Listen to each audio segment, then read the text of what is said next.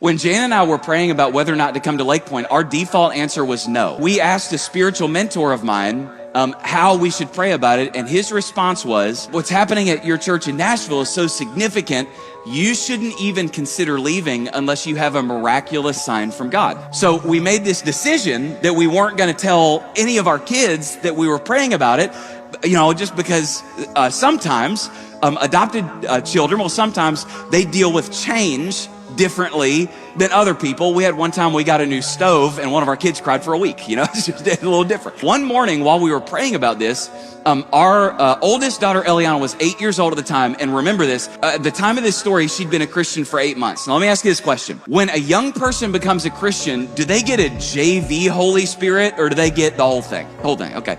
So Eliana comes down the stairs while we're praying about this, looks at me and Jana, and she says, are we moving to Texas? And I looked at Jana and I said, you blew it. Jana's looking at me and she's going, you blew it. Was it you? And we kind of exchanged glances and we realized, okay, neither of us did it. So then we looked back at Eliana and we said, what makes you say that? Now remember what the passage we read said. It talks about dreaming dreams and seeing visions. Eliana on the stairs said, well, I had a dream last night and it felt like the dream was real. And in the dream, Daddy moved to Texas to be a pastor. And then she went on. Now, before I tell you the last part, we were in the process of trying to adopt our son Hudson.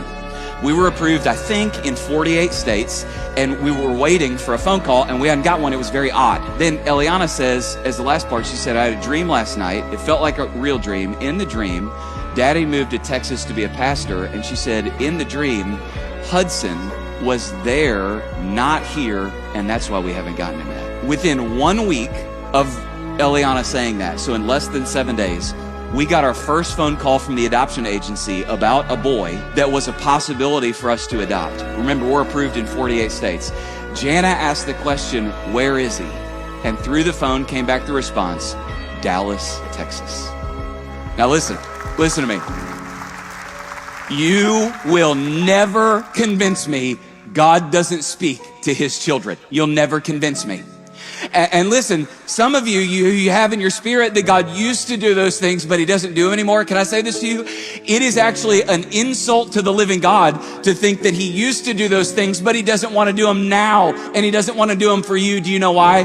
Because his name is not the great I was. His name is the great I am.